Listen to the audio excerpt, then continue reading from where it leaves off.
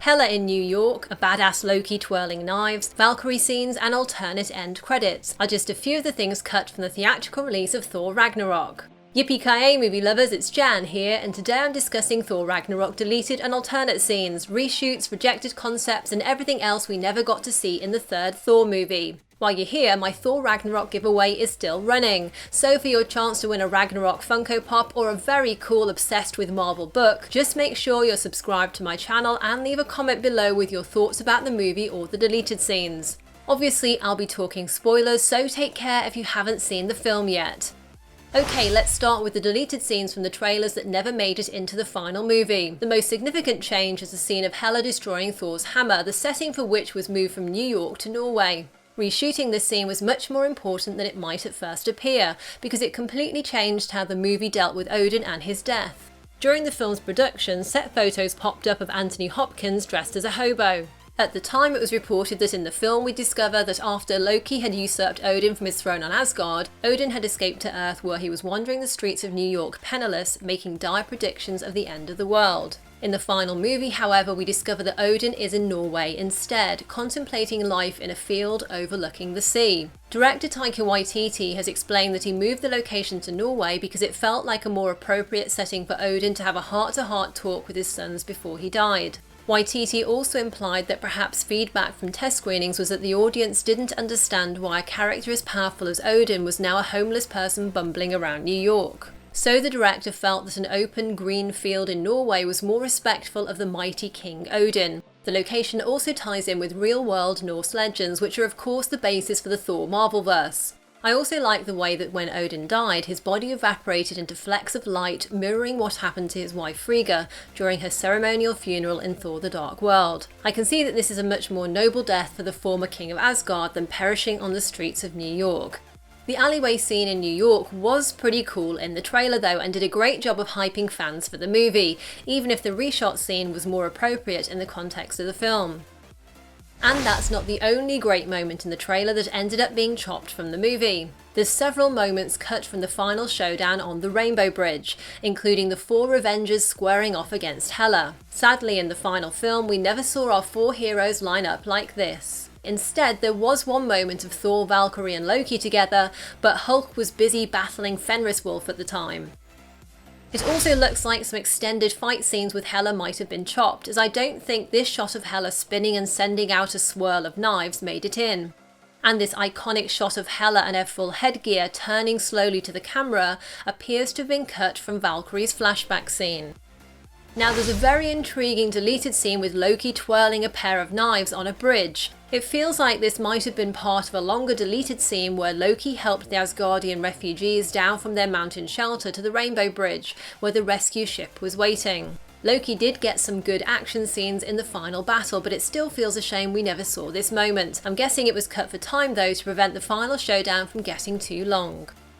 Speaking of Loki, in an early story draft there was going to be more of the God of Mischief via some flashback scenes to a young Loki antagonising his brother Thor. The tone that Taika Waititi wanted for those flashbacks was similar to the classic 80s films of writer-director John Hughes, such as 16 Candles. One of the flashbacks would have popped up during the scene on Sakaar, where Loki is tied up and Valkyrie, Banner and Thor are all talking about how he wants to kill them, which leads Thor to recount the time when he and Loki were 8 years old and Loki transformed himself into a snake before quickly transforming back and stabbing Thor. A flashback here could have been a fun moment, but according to Waititi, in the end it was one thing too many to add to the movie, and the story was funnier the way Chris Hemsworth told it.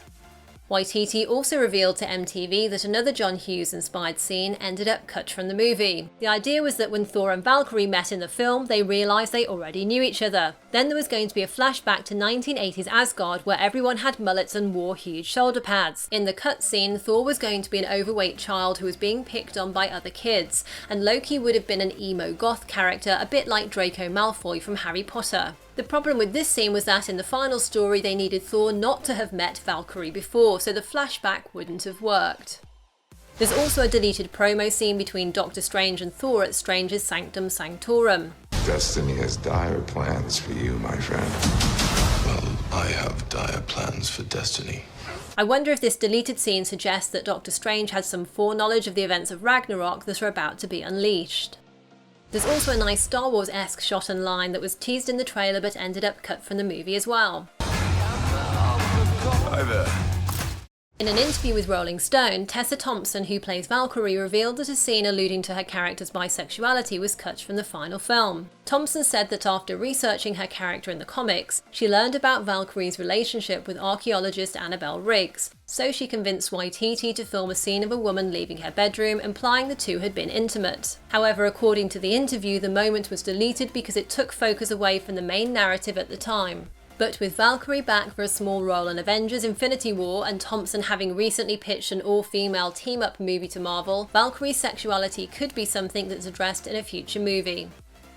And talking of female Asgardian warriors, one fan favourite missing from the third movie is Lady Sif. Jamie Alexander recently confirmed that she was indeed asked to return to the role, but scheduling conflicts with her TV series Blind Spot meant she couldn't make it. The curious thing though is back in 2015, Jamie Alexander said she would definitely be back for the latest Thor film, and that she would have a pivotal role. This makes me wonder whether at that time Valkyrie wasn't supposed to feature in the movie, or at least not as heavily, and whether the original plan was for Sif to play a part similar to that instead. I guess Alexander's lead in Blind Spot, the first 2 seasons of which are over 20 episodes, meant it was too hard to give Sif a major role in the new film. But at least Sif's absence means she wasn't killed off by Hela as happened to the Warriors 3, so Sif could still reappear in the MCU, which Alexander says she'd be very happy to do. Beta Ray Bill is a popular character from the comics, and although there's an Easter egg to him via a statue outside the Grandmaster's palace, he never actually appears in the movie. According to Kevin Feige though, at one point Beta Ray Bill was going to be in the film, however they felt they weren't doing his character justice, so they canned his appearance altogether and just left the Easter egg, though they may well introduce him in a later movie.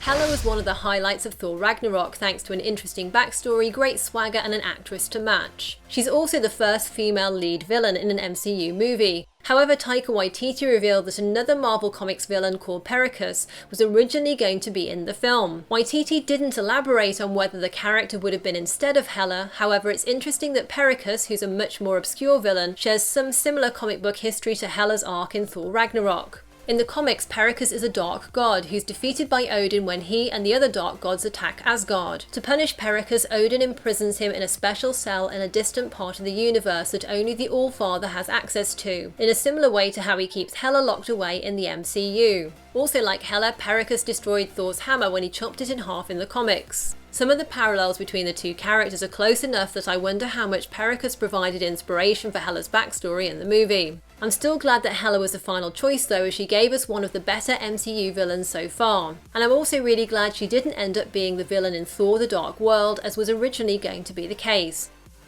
Another Ragnarok highlight is Jeff Goldblum's take on the Grandmaster, with the veteran actor bringing some great off-the-wall humour to his eccentric Sakaaran dictator. However, if you look at the comic book version of his character, you'll notice he has blue skin. According to Taika Waititi, the reason for the change in the movie was that Goldblum already played the part of a blue alien in the 1988 sci-fi musical comedy Earth Girls Are Easy. Still, Ragnarok does include some little allusions to the Grandmaster's original comic book look, with blue eyeliner and a little blue strip on his face, which is also a nod to the fact he's related to the MCU's Collector.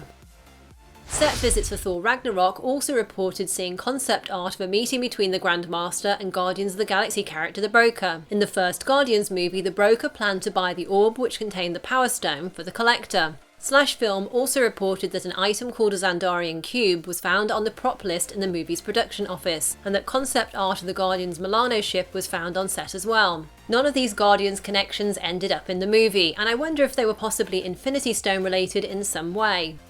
Talking of Infinity Stones, Marvel fans waiting for the final reveal of the Soul Stone in Thor Ragnarok were disappointed. There were hints and theories that seeing Hela bathed in orange light after destroying Thor's hammer in the trailers indicated she'd acquired the Soul Stone from Mjolnir, but with that scene reshot and relocated, it's possible, though not especially likely, that Marvel midway through production decided to remove any Soul Stone connection in the movie.